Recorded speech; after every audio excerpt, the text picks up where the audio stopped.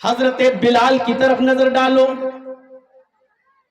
حضرت بلال کی طرف نظر ڈالو میرے پیارے ساتھیوں، وہی حضرت بلال ہیں جو نہایت ہی کالے کلوٹے ہیں، جن کی شکل اتنی کالی کہ حدیث کی کتابوں میں آتا ہے کالحمہ، کوئلے کو اور بلال کو ایک جگہ رکھ دیا جائے تو کوئلہ تمہیں پھر بھی صاف نظر آئے گا، بلال کوئلے سے زیادہ کالے، لیکن یہی وہ بلال ہیں جن کے اندر ایمانی طاقت اتنی زیادہ تھی کہ جب یہ اسلام لائے، ایمان لائے، تو کافروں نے ان کو پکڑا، زمین کے اوپر گرم ریت پر لٹا دیا، ریت گرم ہے، بالو گرم ہے، اور گرم بالو پر لٹا دیا جس سے پیڑ جلنے لگی، اس کے باوجود ان کے اوپر رحم نہ آیا تو ایک بھاری پتھر لا کر ان کے سینے کے اوپر رکھ دیا تاکہ ان کا سینہ دب جائے، اس کے باوجود پوچھا گیا اے عمر اب کیسا لگ رہا ہے؟ اس گھناؤنی تکلیف، دردناک تکلیف کے باوجود حضرت عمر کی زبان سے جو جملے نکلے، حدیث کی کتاب ان جملوں کو ریکارڈ کرتی ہے، احد احد احد، اب بھی میں یہی کہوں گا کہ اللہ ایک ہے، اللہ ایک ہے، اللہ ایک ہے۔ یہ بلال کے اندر یہ اسپرٹ جو آئی، بلال کے اندر یہ طاقت جو آئی، پورے کافروں کے سامنے اکیلا ہے بلال، زمین پہ لٹا دیا گیا ہے، گرم بالو پہ لٹا دیا گیا ہے، بھاری پتھر بلال کے سینے پہ رکھ دیا گیا ہے، لیکن بلال ڈر نہیں رہا ہے، بلال کانپ نہیں رہا ہے۔ بلال سے پوچھا جا رہا کیسا لگ رہا ہے؟ بلال کہتے ہیں احد احد احد، اللہ ایک ہے، اللہ ایک ہے، اللہ ایک ہے۔ بلال کو تمام لوگوں سے نڈر کون سی چیز نے بنایا؟ اس کا جواب وہی ہے، اسی ایمان نے۔ ایمان کی طاقت آپ اپنے اندر پیدا کر کے دیکھ لیجئے، پھر آپ دیکھیے کہ دنیا کی بڑی سے بڑی طاقتوں سے آپ لڑ جائیں گے، ڈرنے کا نام نہیں لیں گے۔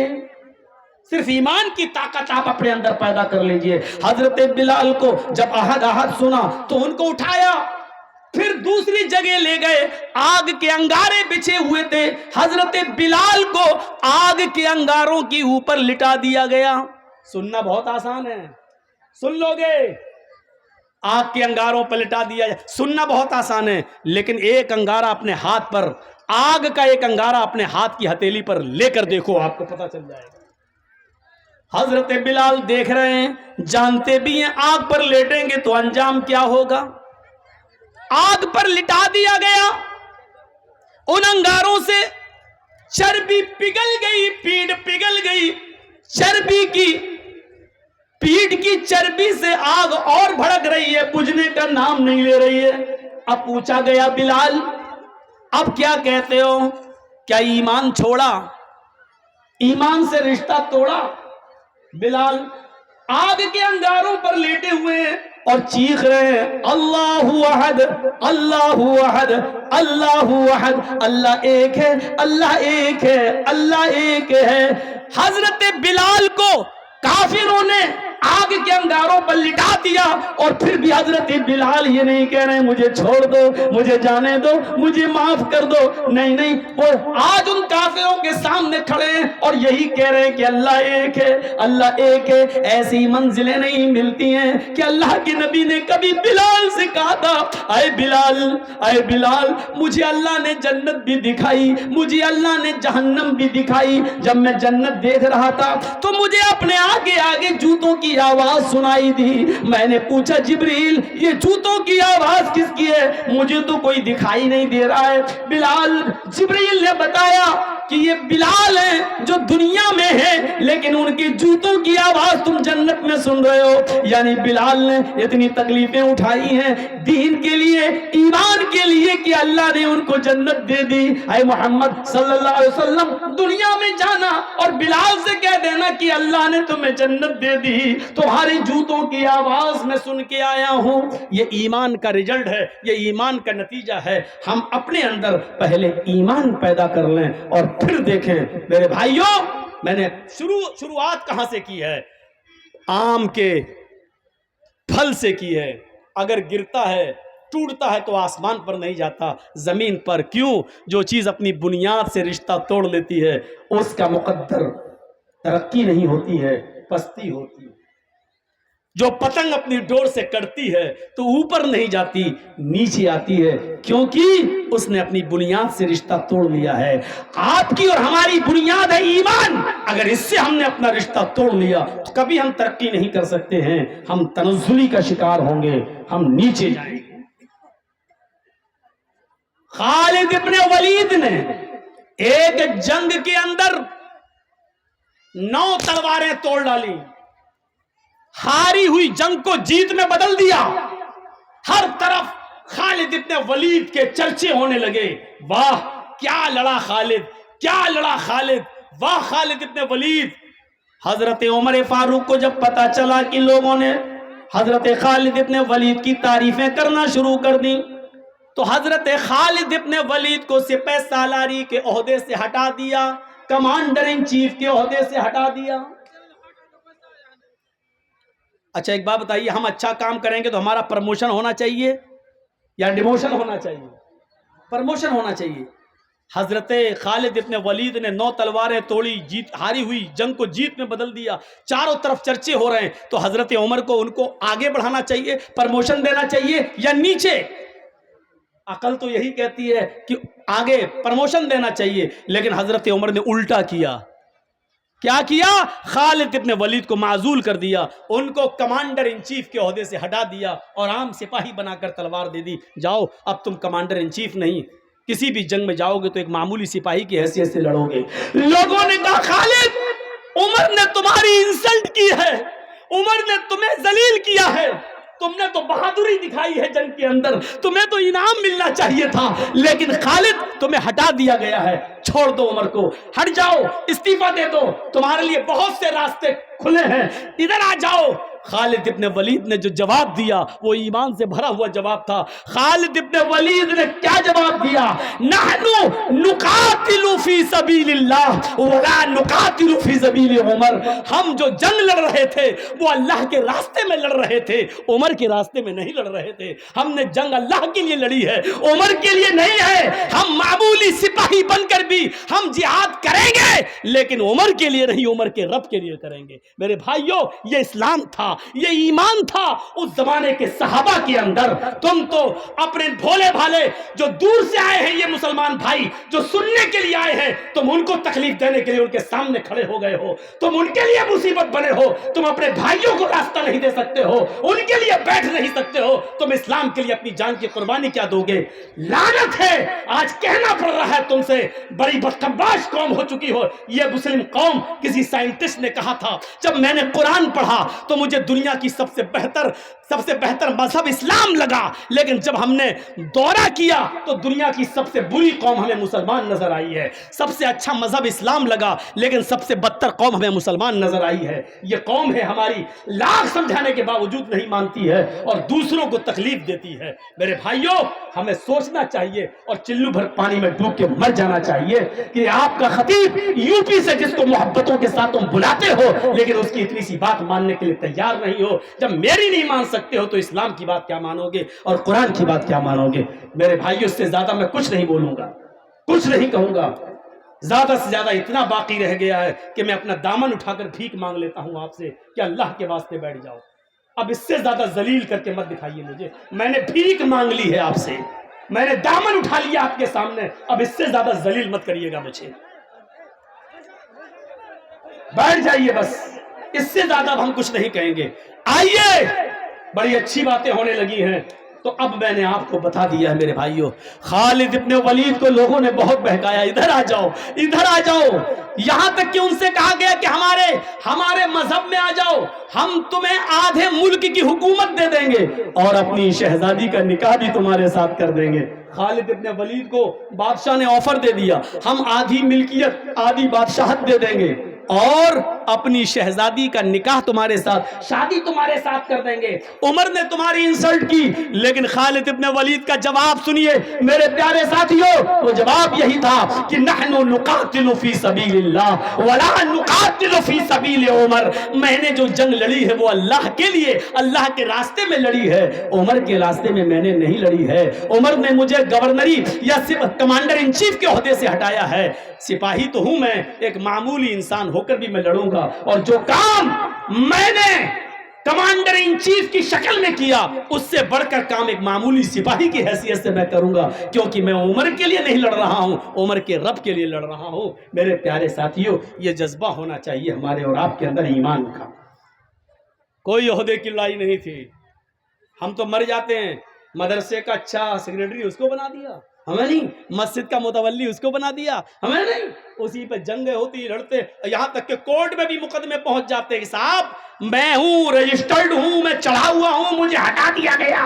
مسجدوں اور مدرسوں کے معاملات آج عدالتوں میں، اس سے بڑی شرم کی بات ہمارے لیے اور کیا ہو سکتی ہے؟ میرے پیارے بھائیوں، ہمیں غور کرنا چاہیے اپنے آپ پر، کیا ایمان سے ہمارا رشتہ جڑا ہوا ہے؟ آئیے ایمان کی طاقت پر آپ کو ایک بہت زبردست مثال دیتا ہوں۔ دنیا کی تاریخ میں ایک شخص ایسا بھی گزرا ہے جس نے بیک وقت پوری دنیا پر حکومت کی ہے، 4 لوگوں نے کی ہے، ان میں ایک فرعون کا نام بھی آتا ہے۔ بہت زبردست ظالم گزرا ہے، اور فرعون کے مقابلے میں اللہ تعالیٰ نے کس کو پیدا کیا تھا؟ موسیٰ علیہ السلام کو۔ یہ واقعہ آج بالکل میری زبان سے ایک نیا واقعہ ہوگا آپ کے لیے، ذرا سنیے۔ ایمان دیکھیے کس کو کہتے ہیں، یہ چیز مجھے آپ کے سامنے رکھنا ہے۔ جب تھک گیا فرعون بھی تو کہا کہ موسیٰ آؤ مقابلہ کر لیتے ہیں، یا تو اب تمہارے آدمی اس دنیا میں رہیں گے یا میرے آدمی رہیں گے، آؤ ایک میدان میں جمع ہو جاتے ہیں۔ موسیٰ علیہ السلام اپنے چند لوگوں کو لے کر چلے جاتے ہیں۔ موسیٰ پر ایمان لانے والے تھے ہی کتنے، معمولی لوگ، چند لوگ۔ فرعون کی پوری فوج آ گئی۔ فرعون نے اپنے جادوگروں کو بلا لیا، ادھر آؤ آؤ آپ کو ایک منظر دکھاتے ہیں۔ یہاں اسپیڈ میری تھوڑی سی سلو ہو جائے گی کیونکہ مجھے سمجھانا ہے۔ فرعون نے اپنے ساتھیوں کو بلا لیا، ادھر آؤ، ایسے کرتب دکھانا، ایسے تلسم دکھانا کہ آج موسیٰ اور موسیٰ کے قوم کے لوگ، یہ مسلمان جتنے آئے ہیں سب ہار جائیں، دیکھو ہمارا نام مٹی میں نہ ملنے پائے، آج تمہیں موسیٰ کو شکست دینا ہے، موسیٰ کو ہرانا ہے۔ فرعون کو اپنے جادوگروں پر بہت بھروسہ تھا۔ جادوگروں نے کہا بالکل آپ تیار رہیے، موسیٰ اور اس کے قوم کو ہرانا میرے بائیں ہاتھ کا کام ہے، ابھی ہرا دوں گا۔ جب دونوں آمنے سامنے آ گئے، ادھر فرعون کا لشکر کھڑا ہے، فرعون بھی، ادھر موسیٰ اور موسیٰ کا لشکر کھڑا ہے۔ فرعون کے جادوگروں نے فرعون سے کہا، اوہو ایمان دیکھیے، فرعون کے جادوگروں نے فرعون سے کہا، اِنَّا لَنَا لَاجْرًا اِن كُنَّا نَحْنُ الْغَالِبِينَ۔ اے فرعون، اے ہمارے بادشاہ، اگر ہم موسیٰ سے جیت گئے، موسیٰ پر غالب آ گئے، موسیٰ کو ہرا دیا تو ہمیں کیا انعام ملے گا؟ اِنَّا لَنَا لَأَجْرًا اِن كُنَّا نَحْنُ الْغَالِبِينَ۔ اگر ہم غالب آ گئے، قرآن کہہ رہا، قرآن، اگر ہم غالب آ گئے تو ہمیں کیا انعام ملے گا؟ ہمیں آپ کیا نوازیں گے؟ ہمیں کیا دیں گے؟ ادھر سے فرعون کی طرف سے جواب آتا ہے، نعم وَإِنَّكُمْ لَمِنَ الْمُقَرَّبِينَ، تم ہمارے خاص لوگوں میں شامل ہو جاؤ گے، کیبینٹ میں تمہیں جگہ مل جائے گی، تم ہمارے مقرب بن جاؤ گے، میرے آس پاس بیٹھو گے، میرے ساتھ چلو گے، کھاؤ گے، پیو گے۔ ابھی کسی کو پتا چل جائے کہ ہم یہ کام کریں گے تو مودی جی کا ہم قریبی بن جائیں گے، تو کرے گا کہ نہیں کرے گا؟ فوراً کر جائے گا۔ کیوں؟ ارے بھائی مودی کا مقرب بن جائیں تو سمجھ لو کہ انڈیا میرے ہاتھ میں۔ اب سوچو کہ فرعون کے جادوگروں کو جب فرعون نے یہ کہا کہ ہم تمہیں اپنا مقرب بنا لیں گے، اپنا قریبی بنا لیں گے، اپنے دربار میں تمہیں شامل کر لیں گے، تو فرعون کے جادوگروں کا حوصلہ کتنا بلند ہو گیا ہوگا۔ وہ فرعون جس کی حکومت بیک وقت آدھی دنیا سے زیادہ حصے پر رہی ہو، اس کا قریبی ہو جانا کتنے بڑے کمال کی بات تھی۔ بس شروع ہو گیا مقابلہ. فرعون کے جادوگروں نے. اے بیٹا کمر میں درد ہو رہا ہے, بیٹھ جاؤ. ابھی تو کمر سے کام ہی نہیں لیا, درد ہو گیا.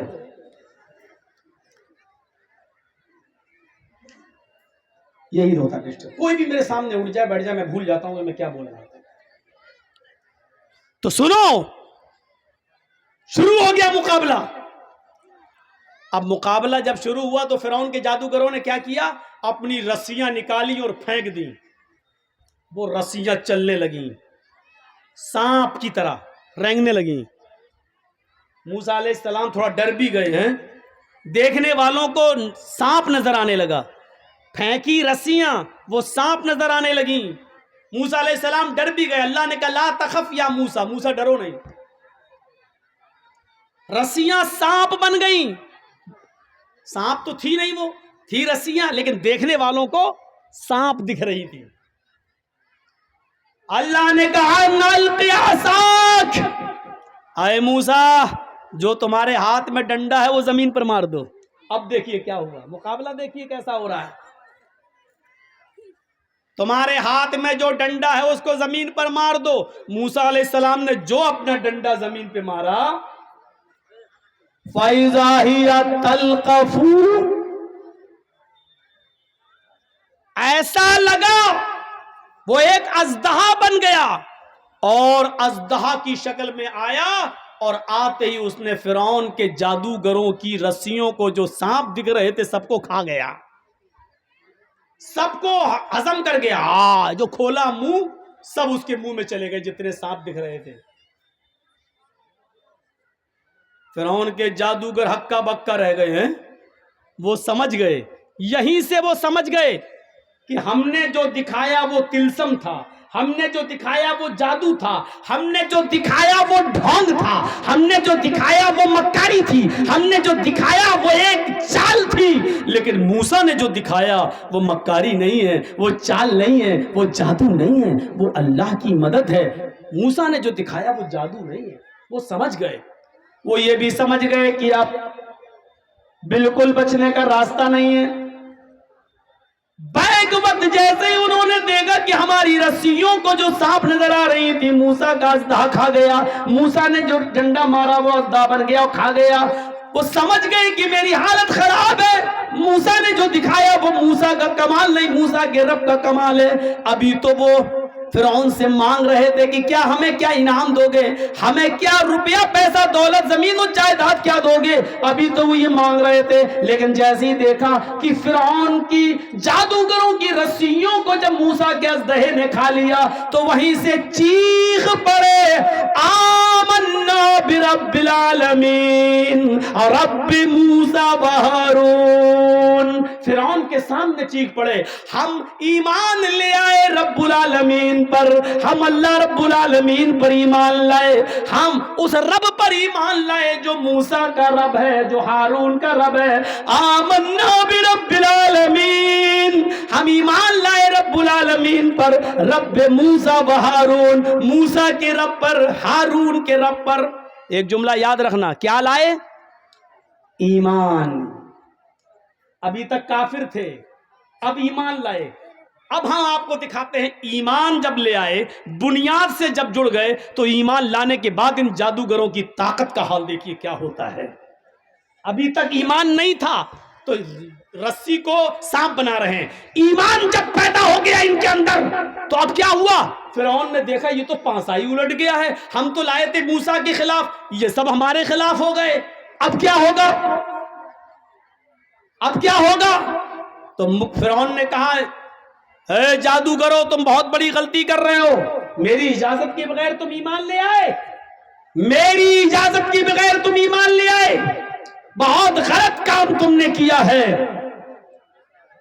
سمجھ لو میں تمہیں ایک اور موقع دے رہا ہوں, ہارون و موسیٰ کے رب پر ایمان چھوڑ دو, لوٹ آؤ ہمارے پاس.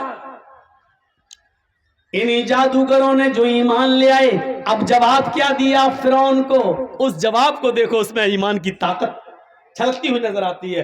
لن نؤثرک علی ما, آئے فرعون اب ہم تم کو ترجیح نہیں دے سکتے، اب ہم تم کو فوقیت نہیں دے سکتے۔ ان واضح نشانیوں کو دیکھنے کے بعد جو اللہ تبارک و تعالیٰ کی طرف سے موسیٰ نے دکھائی ہے، ہمیں اپنا ڈنڈا زمین پہ مارا اور اللہ نے اژدہا بنا دیا، اس نشانی کو دیکھنے کے بعد ہم اب ایمان بدل نہیں سکتے، ہمارا ایمان باقی رہے گا۔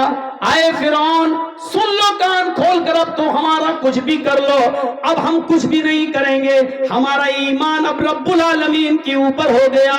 فرعون نے اس کے جواب میں جو جملے کہے وہ سنو، کیا کہا؟ لَأُقَطِّعَنَّ أَيْدِيَكُمْ وَأَرْجُلَكُمْ مِنْ خِلَافٍ ثُمَّ لَأُصَلِّبَنَّكُمْ أَجْمَعِينَ۔ آئے جادوگرو، اگر تم نے موسیٰ کے رب کو نہ چھوڑا، آئے جادوگرو، اگر تم نے ہارون کے رب کو نہ چھوڑا تو ہم تمہیں تمہارے ہاتھ اور تمہارے پیر کاٹ دیں گے مخالف سمتوں سے۔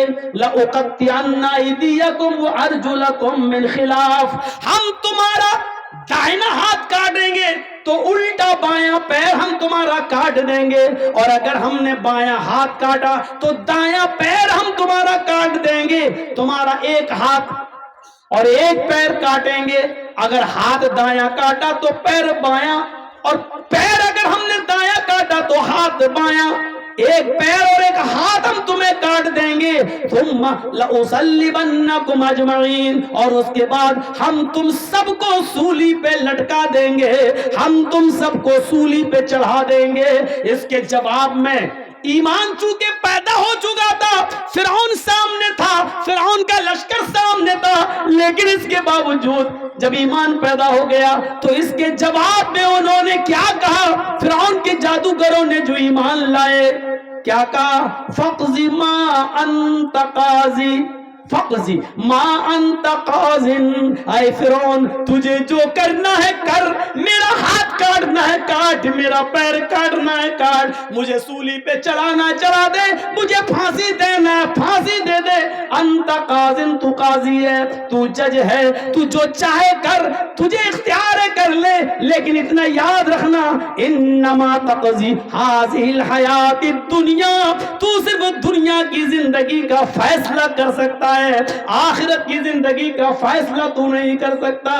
آخرت میں تو میرا رب میرے ساتھ ہے ہی، اس لیے تجھے دنیا میں جو کرنا ہو کر لے۔ جو ابھی فرعون کے قریب ہونا چاہتے تھے، فرعون سے انعام مانگ رہے تھے، لیکن موسیٰ پر ایمان لائے، اور ایمان لانے کے بعد ان کی طاقت کا حال یہ ہو گیا کہ نہ وہ فرعون سے ڈرے، نہ فرعون کے لشکر سے ڈرے۔ فرعون نے ان کا ہاتھ کاٹا کٹوا لیا، ان کا پیر کاٹا کٹوا لیا، ان کو سولی پہ لٹکایا لٹک گئے، لیکن پھر اللہ پر جو ایمان لا چکے تھے اس کو بدلا نہیں، پھر رب موسیٰ اور ہارون کے رب پر ایمان چھوڑا نہیں۔ ایمان یہ ہوتا ہے، اور ایمان کی طاقت یہ ہوتی ہے۔ کیا ہمارے پاس ایمان کی طاقت ہے؟ یہ ہم اپنی سوسائٹی پر نظر ڈالیں، ہم اپنے منظر پر نظر ڈالیں، ہم اپنے سماج پر نظر ڈالیں اور دیکھیں کہ کتنا ایمان ہے ہمارے اندر، کتنے پرسنٹ ہم مسلمان ہیں۔ ہم اپنی زندگیوں پہ بھی تو نظر ڈالیں۔ وہ طارق ابن زیاد جس کی تاریخ آپ نے پڑھی ہوگی، وہ طارق ابن زیاد جب بہت سے شہروں کو فتح کرتے ہوئے افریقہ کے جب اسپین کی دھرتی پر پہنچتا ہے، وہ طارق ابن زیاد بہت سے ملکوں کو فتح کرنے کے بعد جب اسپین کی دھرتی پر، اسپین کی سرزمین پر پہنچتا ہے تو تمام لشکر والوں کا، جو طارق ابن زیاد کی فوج تھی، تمام اس فوج کے بارے میں حکم دیتا ہے کہ کشتیوں میں آگ لگا دو۔ سمندر سے راستہ پار کرتے ہوئے اسپین میں گھستے ہیں طارق ابن زیاد، اور جب اسپین پہنچ جاتے ہیں تو جو فوج کشتیوں میں آئی تھی، ناؤں پہ آئی تھی، طارق ابن زیاد نے حکم دیا ساری کشتیوں کو جلا دو۔ لوگوں نے کہا یہ کیا کر رہے ہیں آپ، کیوں جلا دیں؟ فرمایا اب یا تو اس دھرتی کے اوپر اللہ کے اسلام کا جھنڈا گڑے گا یا ہم مریں گے، دو ہی راستے ہیں۔ آئے فوجیوں تمہارے پاس، آئے مسلمانوں تمہارے پاس ہم یہاں یا تو اللہ کے قانون کا نفاذ کریں گے یا مریں گے، بھاگنے کا کوئی راستہ نہیں ہے، اس لیے ہم نے کشتیاں جلوا دی ہیں۔ اب نہ کوئی بھاگ سکتا ہے نہ کوئی فرار ہو سکتا ہے، اب اس ملک میں رہنا ہے تو اللہ کے اسلام کا جھنڈا لہرانا ہے یا پھر جہاد کر کے ہمیں مر جانا ہے۔ ہمارے پاس دو ہی راستے ہیں، زندہ رہنا ہے تو اسلام نافذ کرو، نہیں تو لڑ کے مر جاؤ۔ بھاگنا، کوئی بھاگے نہیں، اس لیے میں نے کشتیاں جلا دی تاکہ نہ رہے گا بانس نہ بجے گی بانسری۔ یہ ایمان تھا، ایمانی طاقت ان کے اندر تھی۔ میرے بھائیوں، یہ ڈر پیدا ہوا کہ اگر یہ یہاں اسپین کی فوج سے کہیں ہمارے مسلمان ڈر نہ جائیں، کہیں کشتی سے آئے، کشتی اٹھا کر پھر بھاگ نہ جائیں، اس لیے اسپین پہنچنے کے بعد طارق ابن زیاد نے کشتیاں جلوا دی اور کہا اب یا تو رہیں گے تو اسلام قائم کریں گے یا پھر لڑ کر مر جائیں گے، دو راستوں کے علاوہ تیسرا راستہ ہمارے پاس نہیں ہے، اور یہ وہی کر سکتا ہے جس کے پاس ایمانی طاقت ہو۔